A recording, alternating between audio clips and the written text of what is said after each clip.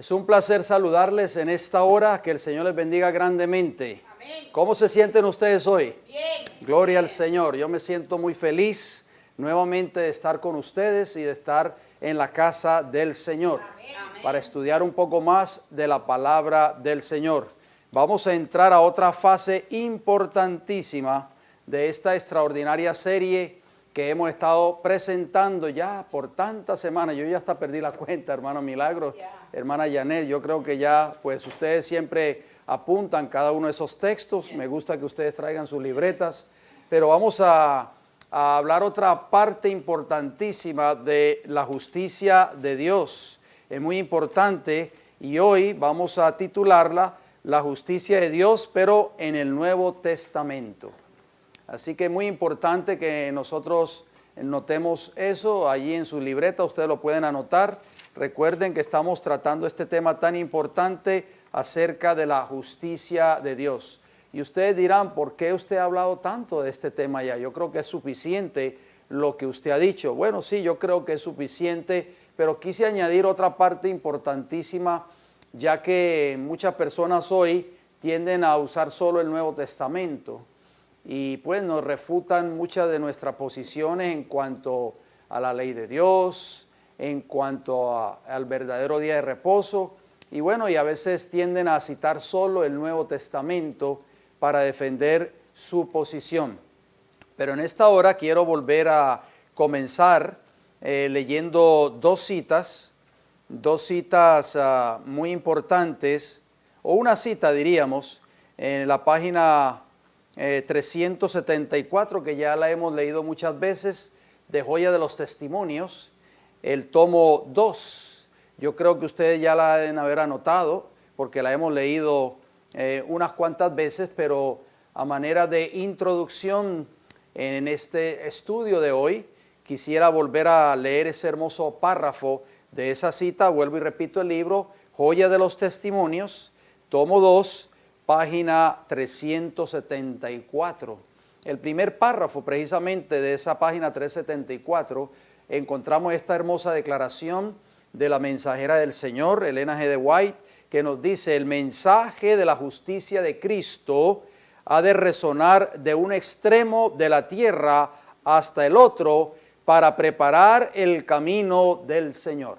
¿Cuál es el mensaje que ha de resonar de un extremo de la tierra hasta el otro para preparar el camino del Señor? La justicia de Cristo. Nunca se nos olvide eso. Por eso es importante este mensaje, mis queridos amigos y hermanos, nuestros amigos y hermanos que nos están viendo a través de este video. Por eso es importante este mensaje para este tiempo del fin. Por eso nos hemos tomado tantas y tantos temas, tantas horas, tantas semanas, diría yo, en desarrollar este tipo de mensajes. Dice así, termina la cita de Joya de los Testimonios, tomo 2, página 374, el primer párrafo. Esta es la gloria de Dios que termina la obra del tercer ángel. Así que, ¿cuál es la obra de Dios que termina, o la gloria de Dios diríamos, que termina la obra del tercer ángel? ¿Cuál es? De acuerdo a esta cita, la justicia de Cristo.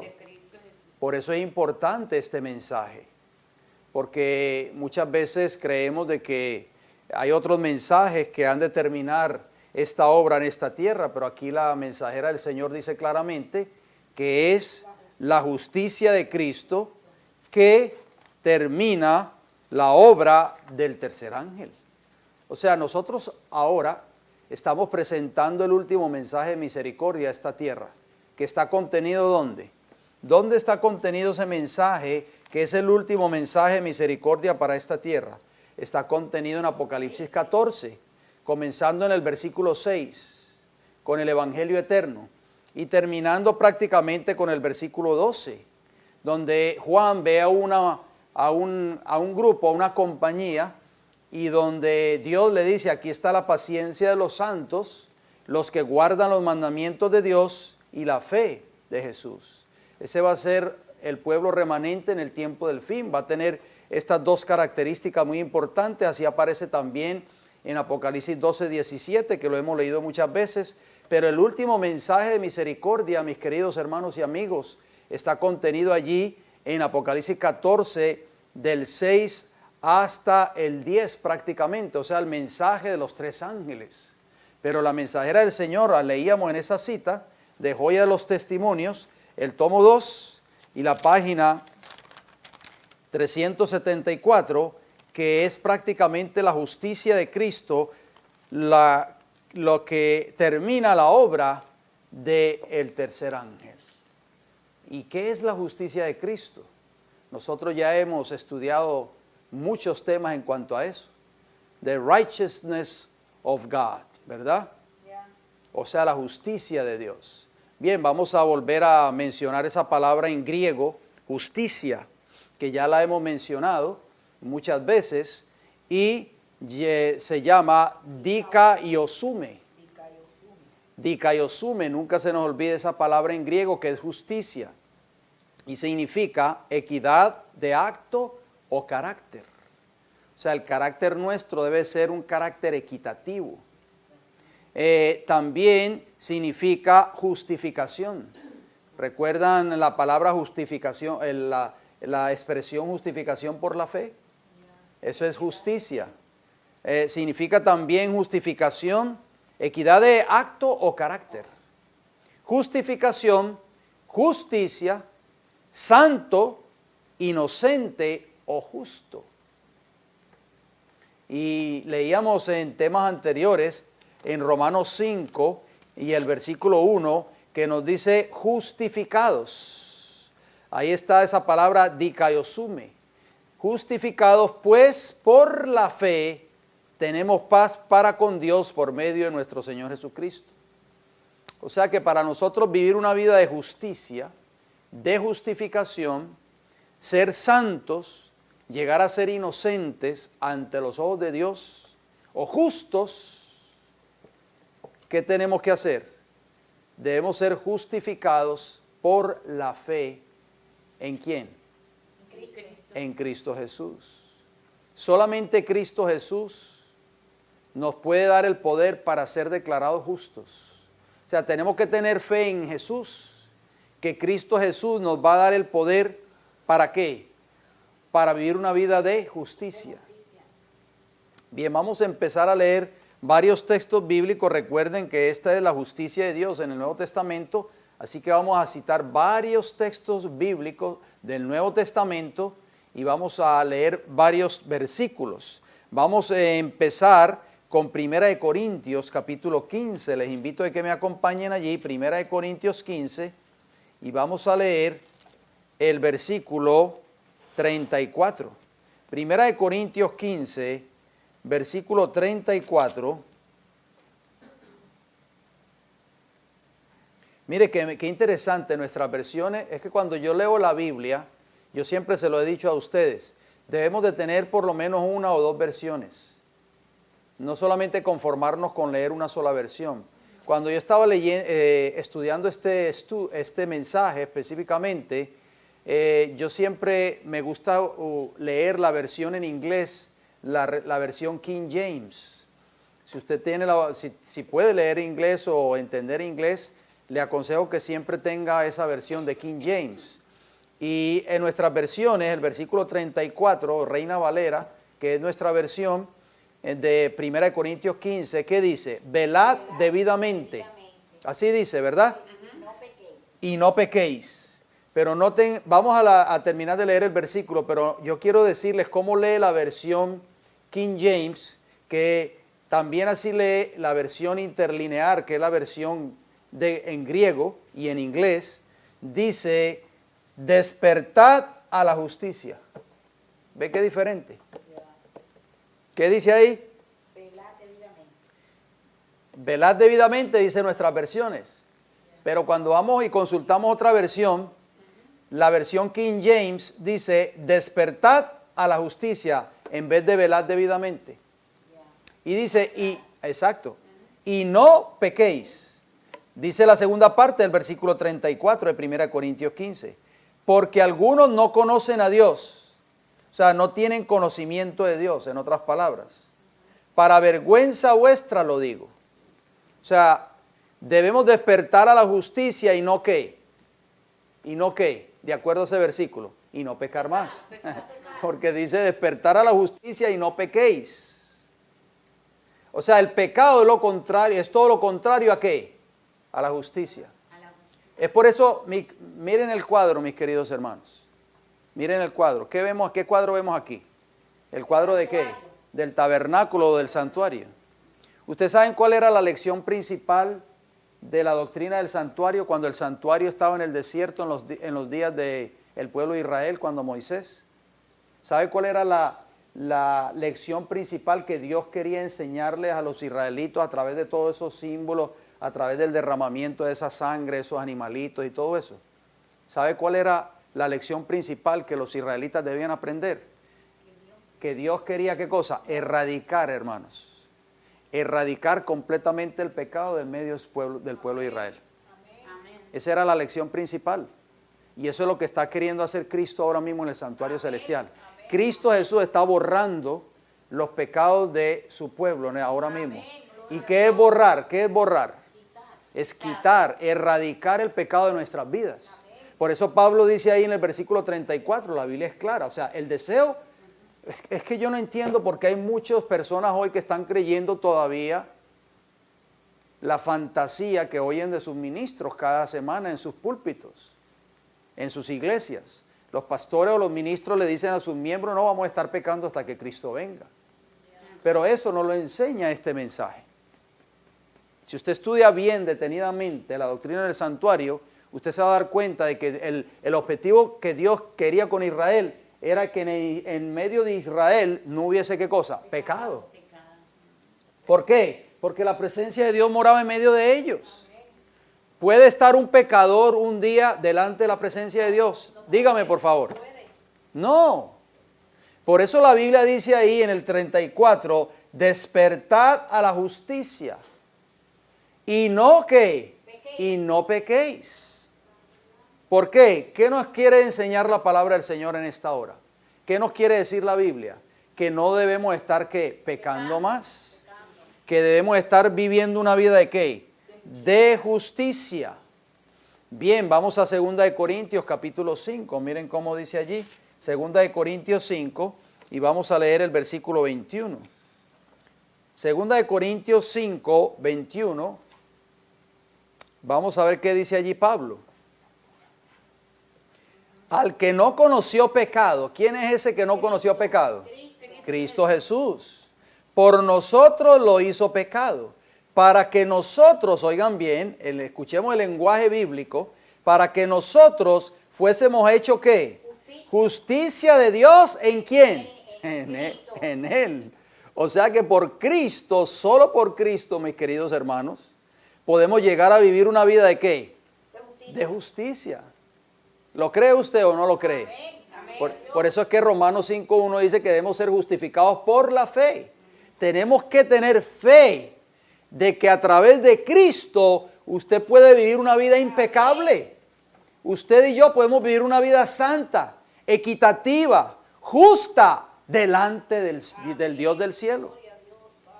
Eso es el mensaje de justificación por la fe.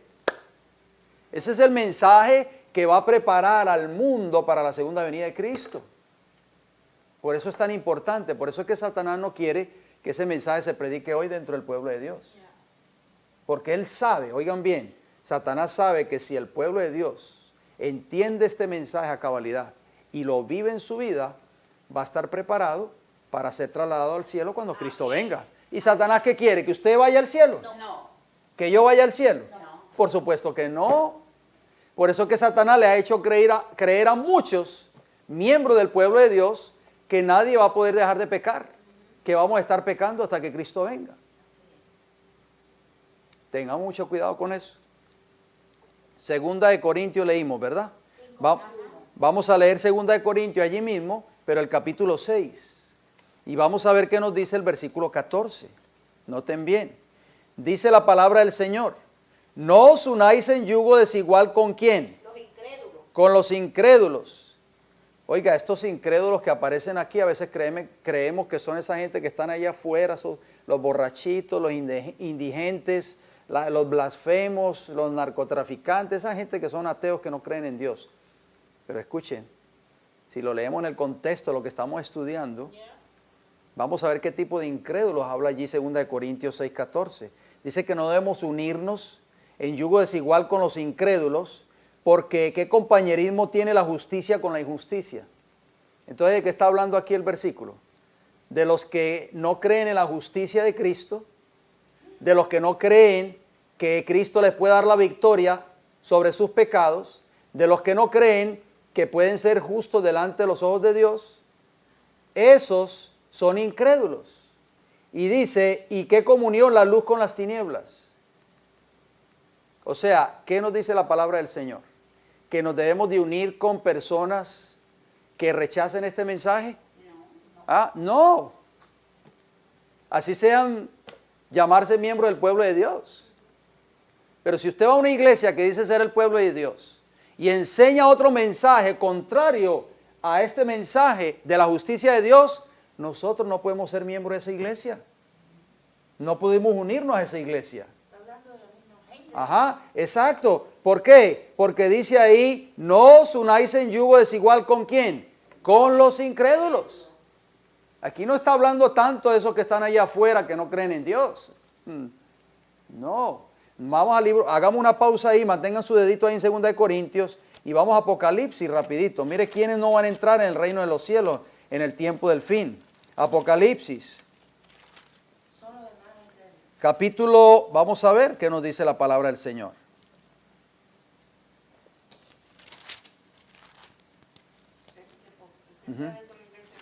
Apocalipsis, vamos a ver, vamos a buscarlo.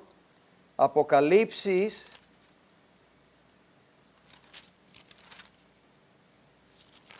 Ya les digo el texto.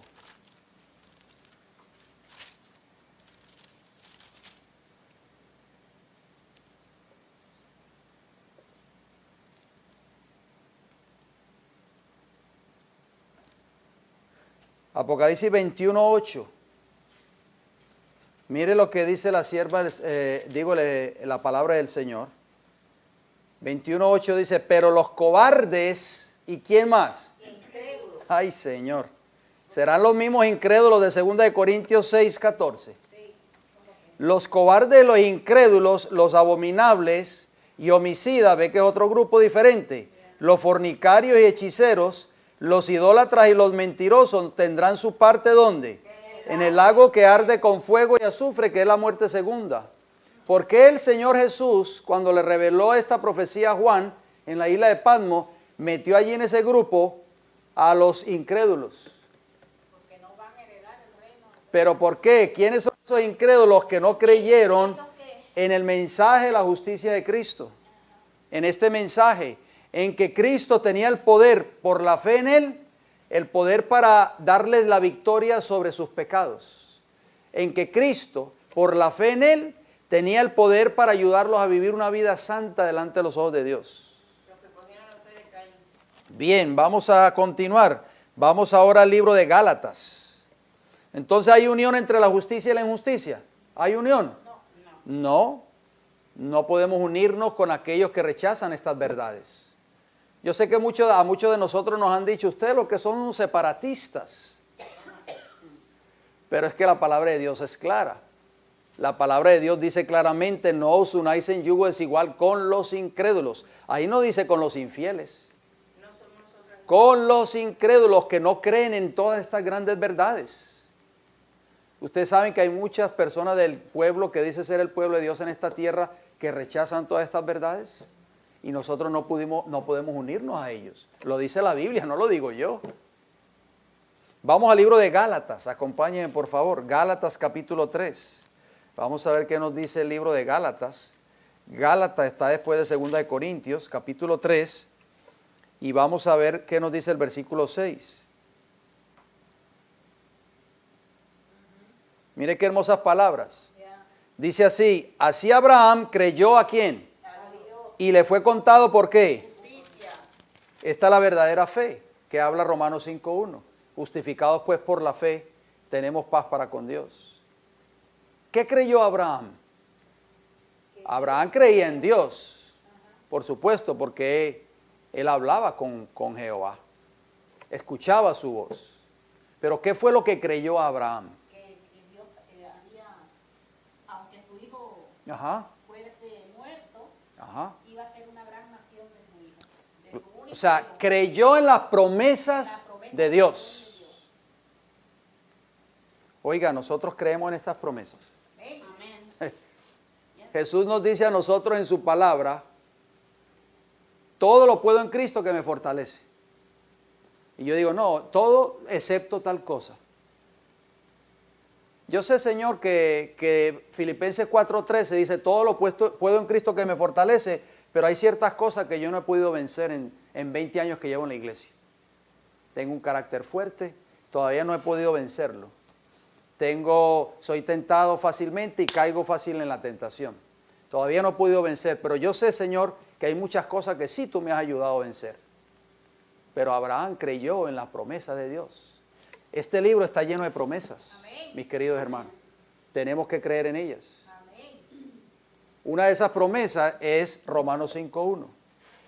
Romanos 5:1 te dice a ti y me dice a mí en esta hora, si tú crees en Jesús, que Él tiene el poder para salvarte de tus pecados, para perdonarte y para darte la victoria sobre los pecados, vas a ser declarado justo. Oiga, ¿usted tiene fe en esa promesa? Yo tengo fe en esa promesa. ¿O lo pongo en duda? ¿Abraham no dudó? ¿O dudó Abraham? No dudó. Cuando Dios le dijo a Abraham, vete allá al monte, Moria, y sacrifica a tu hijo, tu único hijo. Se lo recordó para que se recordara que ese era el hijo que más él amaba. Y sacrifícalo. Entrégamelo en sacrificio. ¿Qué hizo Abraham?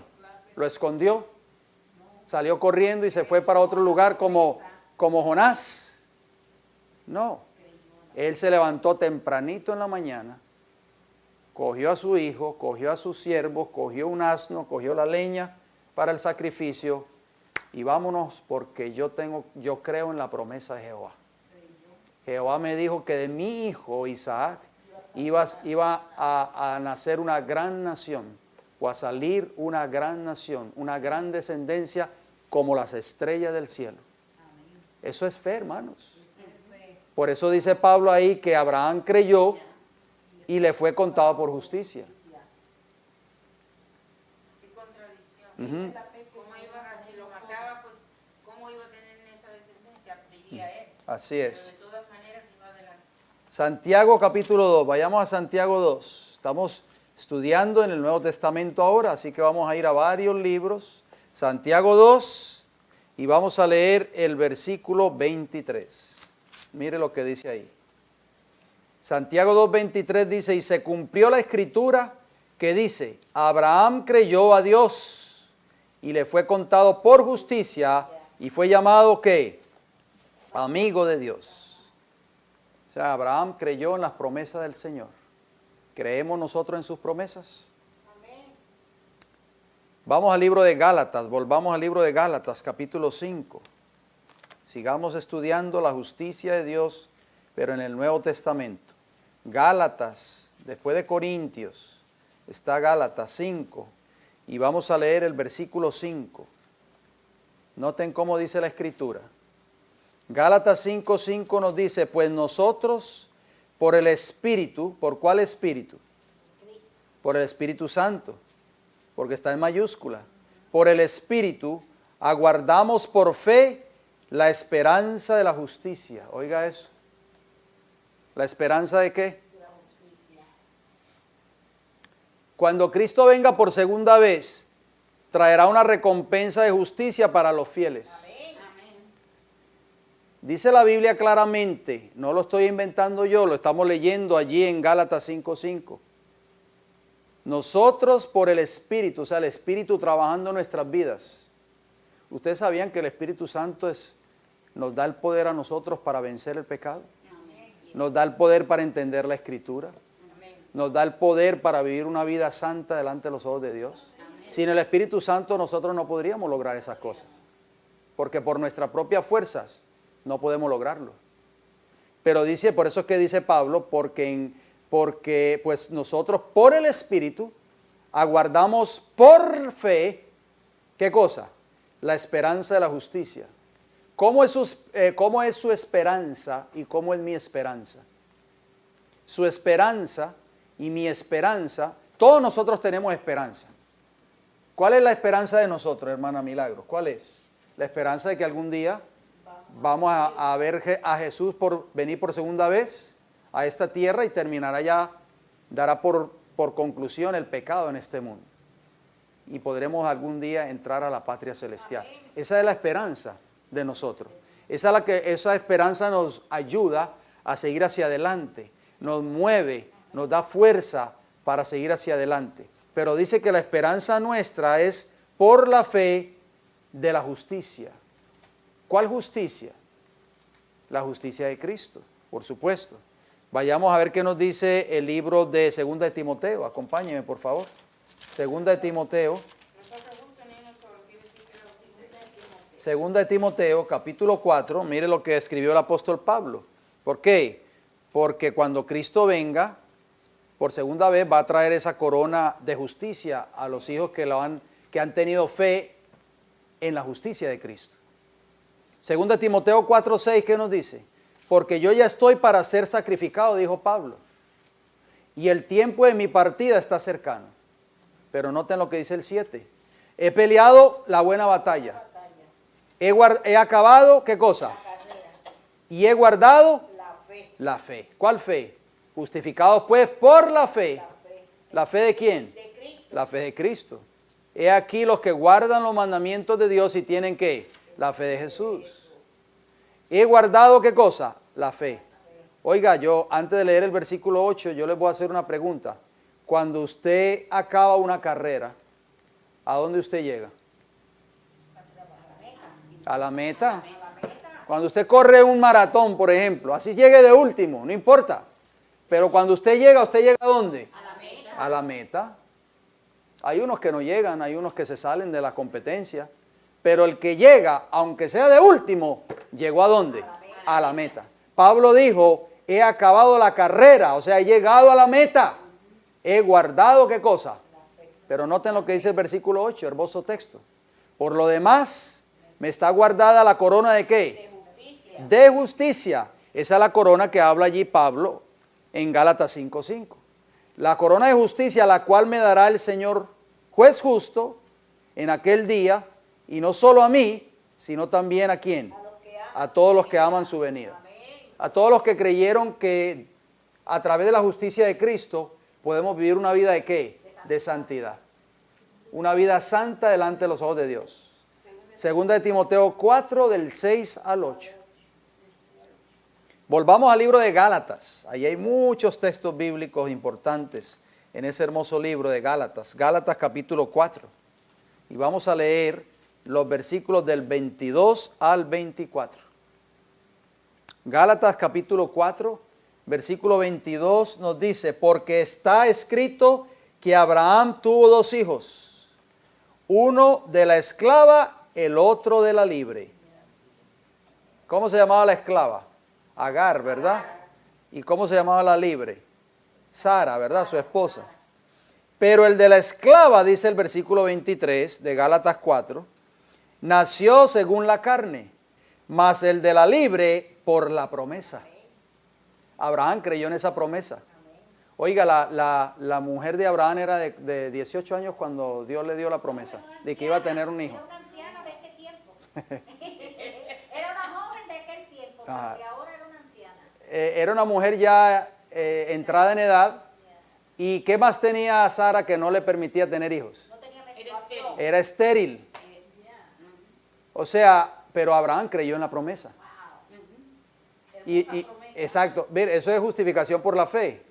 Noten lo que dice el versículo 24, lo cual es una alegoría, pues estas mujeres son los dos pactos.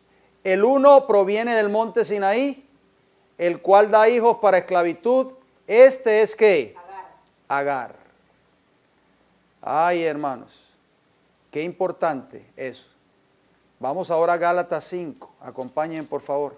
Gálatas 5, 22.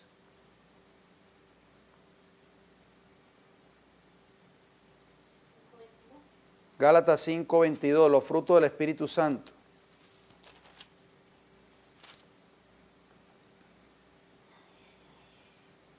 ...22 dice... mas el fruto del Espíritu es amor, gozo, paz, paciencia, benignidad, bondad, fe, mansedumbre, templanza. Contra tales cosas no hay ¿qué? O sea, no hay ley que condene a una persona que esté viviendo o que tenga esos frutos. Pero los que son de Cristo, dice el versículo 24, han crucificado la carne con sus pasiones y deseos. Versículo 25, si vivimos por el Espíritu, andemos también por el Espíritu. Así que para nosotros andar en el Espíritu tenemos que, ¿qué tenemos que hacer? Nacer del Espíritu. ¿Se acuerdan las palabras que Cristo le dijo a Nicodemo? El que no naciere de agua y de Espíritu, no entrará ¿a dónde? Al reino de los cielos. Muy importante que nosotros tomemos eso en cuenta. ¿Por qué? Porque ya habíamos leído en 1 Corintios 15:34, que fue el primer texto que leímos, que debemos despertar ¿a qué? A la justicia y no pecar más. Y para nosotros no seguir viviendo una vida de pecado, tenemos que nacer ¿a qué? Nacer del Espíritu. Y el Espíritu son los dones de los espirituales. Exactamente, los frutos del Espíritu. Los que acabamos de leer. Cada uno de nosotros debemos de poseer esos frutos. Esa es la experiencia del nuevo nacimiento. Vamos al libro de Colosenses. Acompáñenme, por favor. Capítulo 3. Colosenses 3, versículo 10. Vamos a ver qué nos dice allí la palabra del Señor.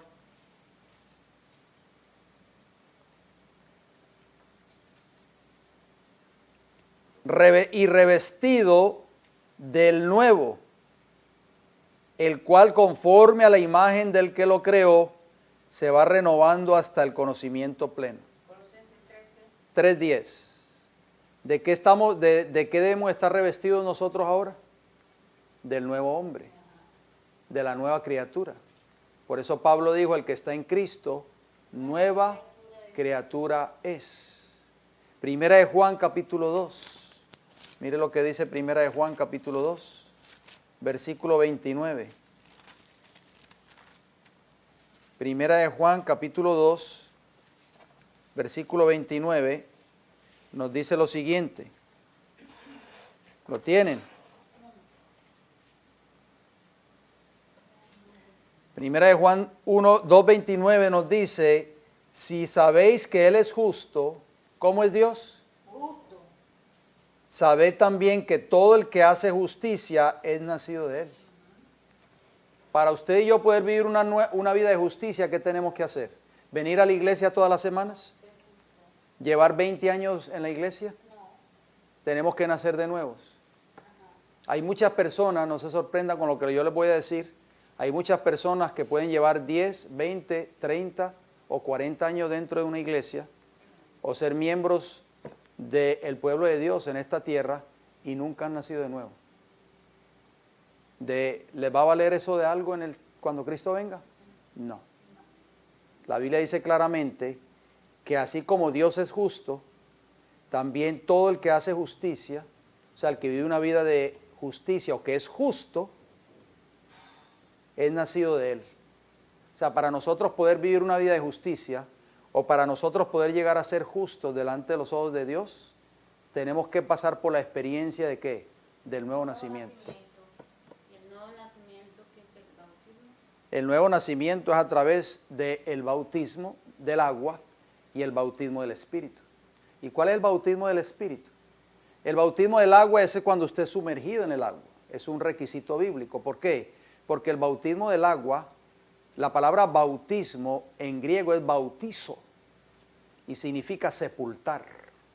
Por eso cuando una persona es bautizada es sepultada en el agua. ¿Por qué? Porque ese bautismo simboliza tres cosas. Simboliza la muerte, la sepultura y la resurrección de Cristo. Cuando usted decide ser bautizado, usted decide morir al pecado. O sea, usted está haciendo un pacto con Dios de no seguir viviendo una vida de pecado, de abandonar todo lo que es el pecado, abandonar todo lo que es el mundo. cuando usted es sepultado en el agua, o yo, o cuando nosotros fuimos bautizados, o cuando una persona es bautizada, cuando es sepultada en el agua, esa persona está sepultando su vida de pecado. Y cuando usted sale de esa tumba líquida, o sea, ese bautisterio, cuando usted sale, en otras palabras, comienza a vivir una nueva vida en Cristo Jesús. O sea, resucita una nueva vida. ¿Y cómo nosotros mantener la experiencia del nuevo nacimiento? Usted se preguntará, a través de la palabra del Señor. Por eso es que tenemos que estudiar este libro diariamente. ¿Por qué? Porque este libro nos va a ayudar a nosotros, a través del Espíritu Santo, obrando en nuestros corazones, a ir transformando nuestras vidas y a ir viviendo una vida de ¿qué? De santificación diaria. Y esa es la experiencia del nuevo nacimiento. Ya a nosotros no nos llama la atención las cosas del mundo que nosotros antes amábamos.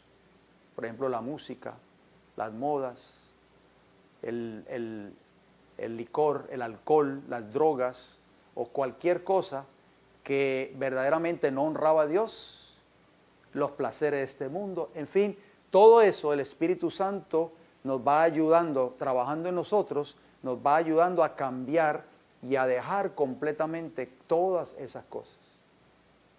La persona cuando llega a las aguas bautismales está haciendo un pacto con Dios. Amén. Está haciendo un pacto de entregar su vida a Cristo Jesús. Es igual que cuando llega un hombre y una mujer al altar y a unir sus vidas a través del matrimonio. ¿Qué están haciendo ellos allí delante de Dios y delante de todos los testigos? Están haciendo un pacto con Dios de que van a unir sus vidas hasta que la muerte los separe y van a ser fieles el uno al otro.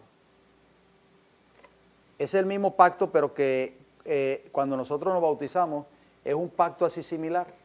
Es la unión nuestra, la iglesia, con Cristo. Es la unión a través del matrimonio. Así lo expresa el libro de Efesios capítulo 5.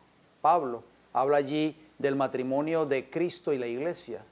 Y entonces cuando nosotros nos bautizamos o decidimos ser bautizados, estamos haciendo un pacto con Cristo de mantenernos fieles a Él hasta que sea que muramos o sea hasta que Cristo venga por segunda vez.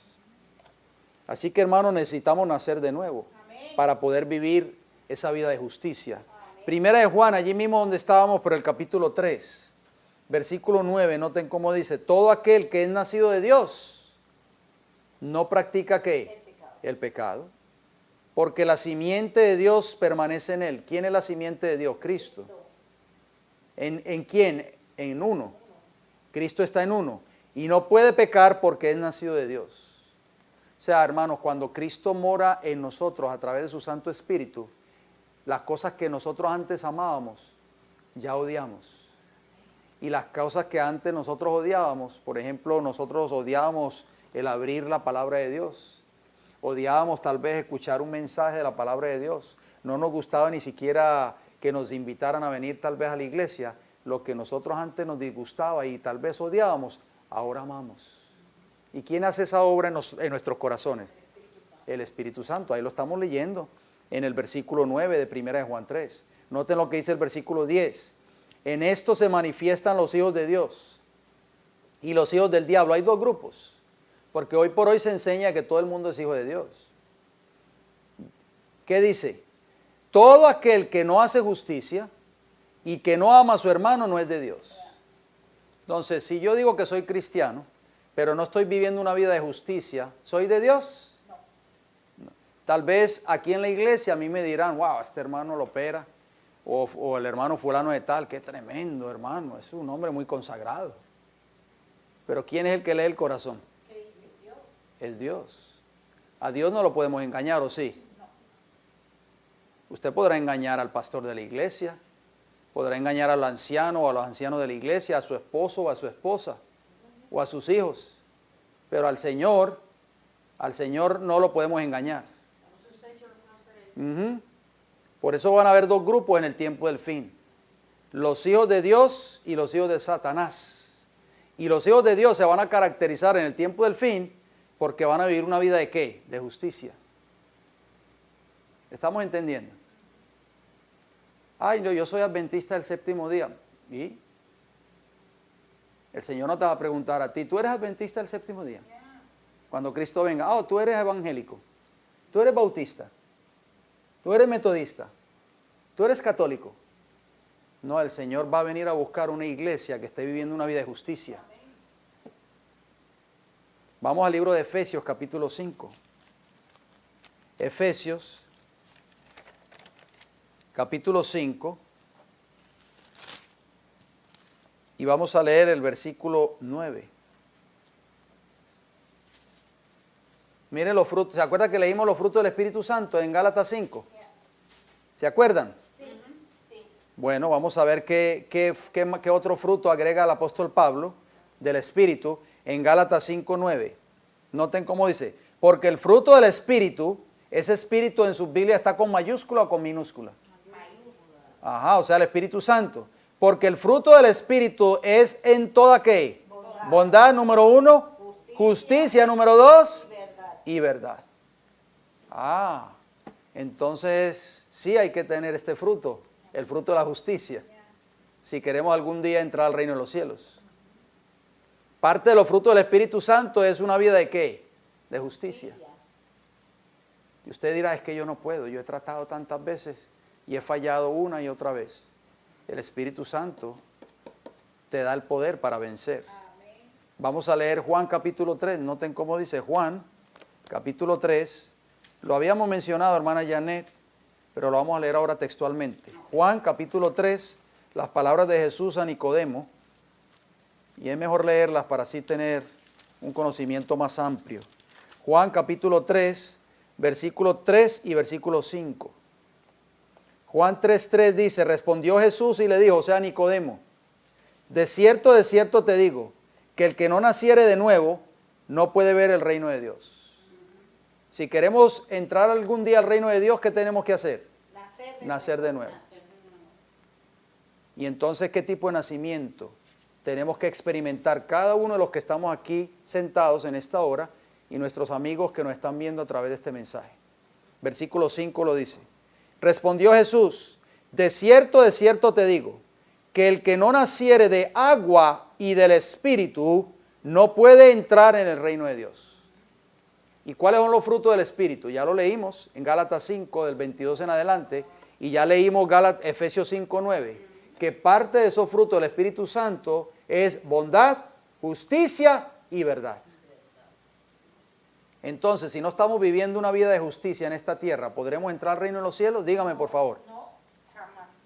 Bueno, la Biblia lo dice claramente. Yo no sé si el pastor de la iglesia a la cual usted asiste, tal vez le dice lo contrario.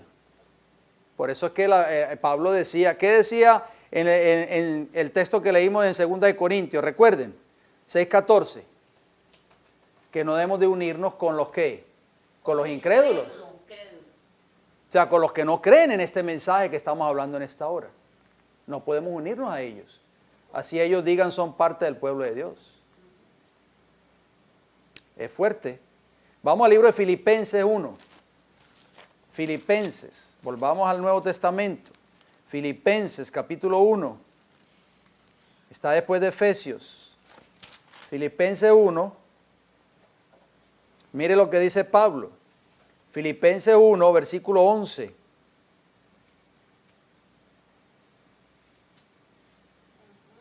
¿Lo tienen? Amén. Dice, llenos de frutos ¿de qué? De justicia. Que son por medio ¿de quién? De Cristo. Para gloria y alabanza de Dios. Amén. Oiga, este texto es muy hermoso. ¿Cuántos habían leído ese texto antes?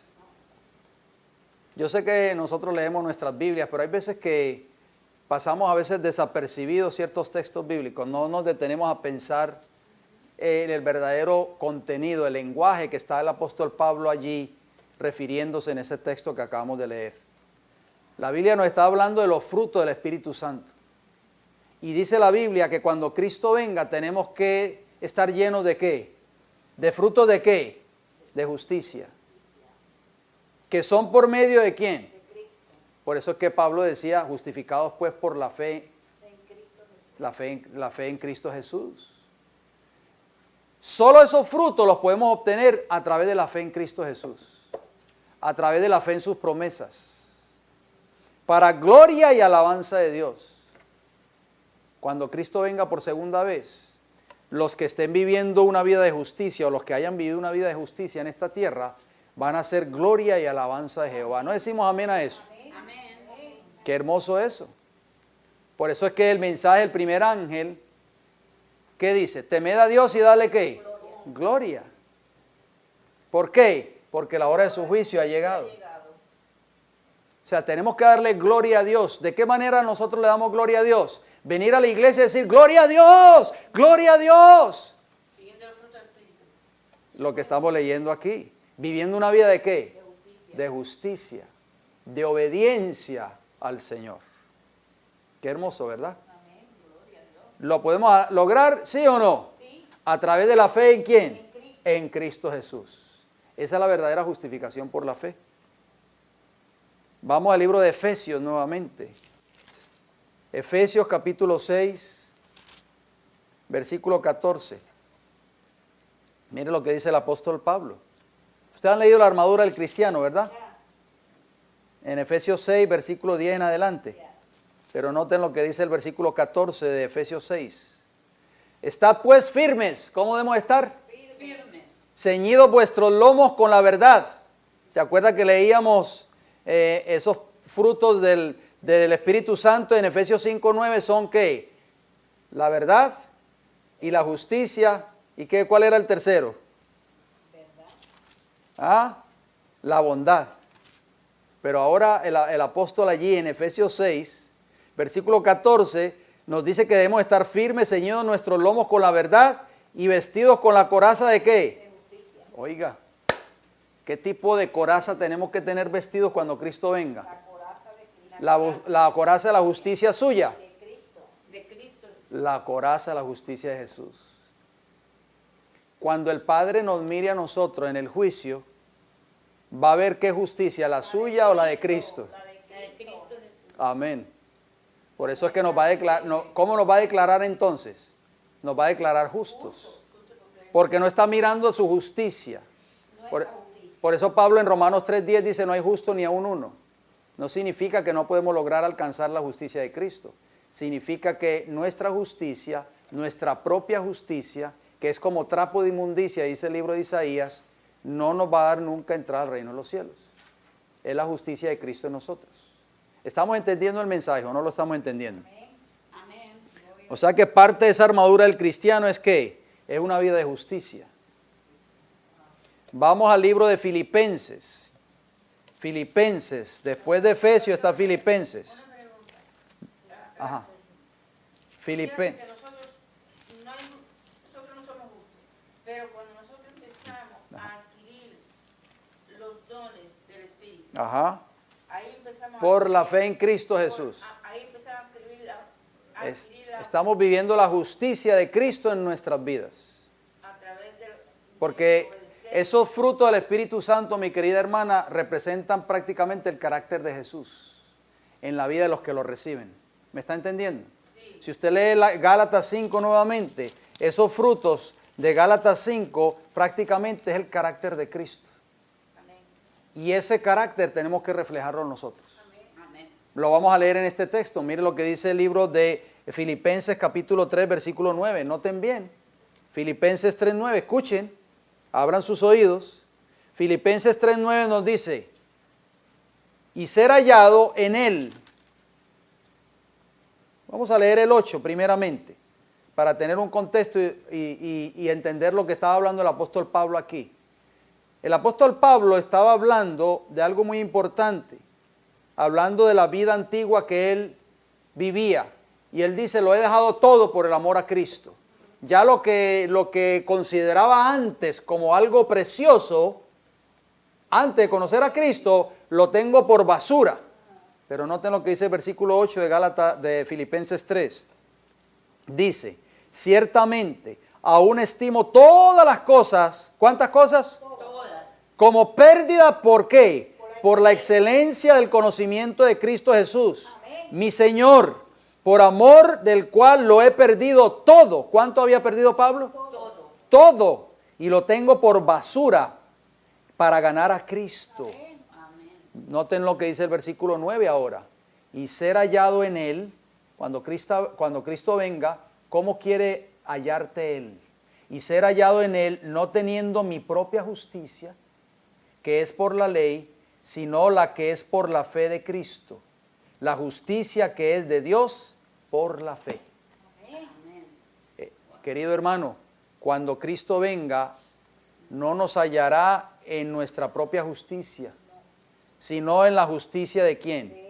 De Dios, que es por la fe en Cristo Jesús. Con esto voy a terminar, con estos versículos. ¿Estamos listos para leerlos? Dice así, vayamos al libro de Tito. Tito capítulo 3. Y vamos a leer el versículo. Tito está después de Timoteo. Segunda de Timoteo, después está Tito. Tito capítulo 3, versículo 5. Noten lo que dice. El Evangelio es hermoso, ¿verdad que sí, hermanos? Tito 3:5. Por eso cuando nosotros entendemos el Evangelio y entendemos estas hermosas verdades que están allí contenidas, verdaderamente vale la pena ser cristiano. Tito capítulo 3, versículo 5 nos dice, nos salvó, o sea Dios. Dios es nuestro Salvador, dice el versículo 4. Nos salvó por amor a nosotros. Dice, nos salvó, dice el versículo 5, no por obras de justicia que nosotros hubiéramos hecho, sino por su misericordia, por el lavamiento de la regeneración y por la renovación, ¿en qué? En el Espíritu Santo. O sea que tenemos que ser renovados, transformados. ¿Y quién puede hacer esa obra? Cristo. ¿Lo crees tú? Amén. ¿Lo creo yo? ¿Crees tú que Jesús te puede dar un carácter diferente? Amén. ¿Crees tú que Cristo puede transformar tu carácter hoy? Amén. ¿Crees tú que Cristo te puede ayudar a vivir una vida de justicia?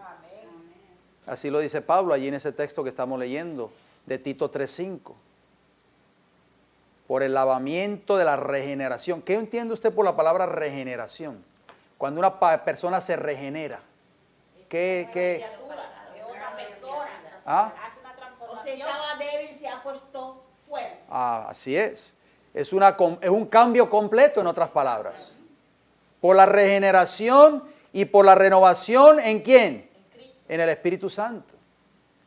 Cuando usted renueva algo, lo hace ¿qué? Nuevo. Mire, este edificio es un edificio antiguo, ¿sí o no? Pero si usted llama a una compañía de construcción, en 2 meses lo hacen nuevo. Exacto. Tumbando paredes, tumbando puertas, tumbando ventanas. Y usted se va y regresa, el arquitecto lo llama a usted otra vez y le dice, venga. Y usted viene aquí, usted no dice, esto era imposible, esto no puede ser el mismo lugar. Vamos a terminar con esto, hermanita, porque el tiempo se me fue. Ahora me pregunta, vamos a terminar con este texto, segunda de Pedro 1:1. Segunda de Pedro, capítulo 1. Vamos a leer el capítulo 1, versículo 1. Segunda de Pedro 1:1. Noten lo que dice. Simón Pedro, oiga, ¿quién fue Pedro? Tenía un carácter, tenía los frutos del Espíritu Santo el apóstol Pedro. Yo le digo Pedro el cortacabezas. Simón Pedro, pero ¿qué llegó a ser él? Siervo y apóstol de Jesucristo, a los que habéis alcanzado por la justicia de nuestro Dios y Salvador Jesucristo, ¿qué cosa? Una fe igualmente preciosa que la nuestra. Qué maravilloso versículo.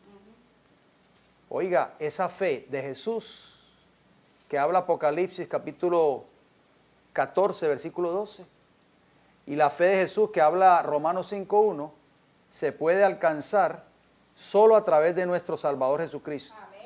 Una fe igualmente preciosa que la nuestra. La fe que tuvieron los discípulos de Cristo en Cristo Jesús es la misma fe que tú y yo hoy podemos tener. Cada uno de esos hombres fueron transformados por el poder del Espíritu Santo. Sus vidas fueron cambiadas. Nacieron de nuevo. ¿Y tú y yo qué esperamos para alcanzar o para lograr ese cambio. Amén. Que Dios nos ayude. Vamos a ir de rodillas y vamos a terminar con una palabra de oración. Vamos a continuar este tema en nuestro próximo estudio, la próxima semana, con el favor del Señor. Querido Padre Celestial, en esta hora queremos darle las gracias, Señor, por su palabra, por el Evangelio que es vida para el que lo recibe. Es una experiencia que cambia, que transforma a las personas, Señor. En esta hora, Padre, le agradecemos por habernos permitido, habernos congregado una vez más en este lugar y haber estudiado su palabra. Oramos para que este mensaje pueda ser de mucha bendición para cada uno de los amigos y hermanos que lo han de ver en su determinado tiempo. Permita, Señor, de que este mensaje de la justicia de Cristo lo podamos entender, lo podamos vivir en nuestras vidas, porque es el mensaje que nos va a preparar para recibir a Cristo cuando venga por segunda vez a esta tierra. Padre Celestial, nosotros no tendremos excusa en aquel día cuando Cristo venga. No podemos decirle a Jesús, es que yo era así, es que yo vengo del Caribe, es que yo nací en un hogar donde mis padres me maltrataban, es que yo tengo muchos malos rasgos de carácter hereditarios. Padre, no habrá ninguna excusa en aquel día. Si nosotros no logramos esa transformación en nuestras vidas, si no logramos vivir en nuestras vidas los frutos del Espíritu Santo, de nada sirvió, Señor, la redención de Cristo Jesús. Oh Padre, no permita que esa redención haya sido en vano. Permita, Señor, de que el Espíritu Santo cambie nuestras vidas, Señor. Que podamos ser nuevas criaturas en Cristo Jesús. Señor, al partir de regreso a nuestros hogares, llévenos con su bendición y su cuidado protector. Se lo rogamos y se lo pedimos y le damos la gracia en el nombre de Jesús. Amén. Que el Señor les bendiga grande y poderosamente.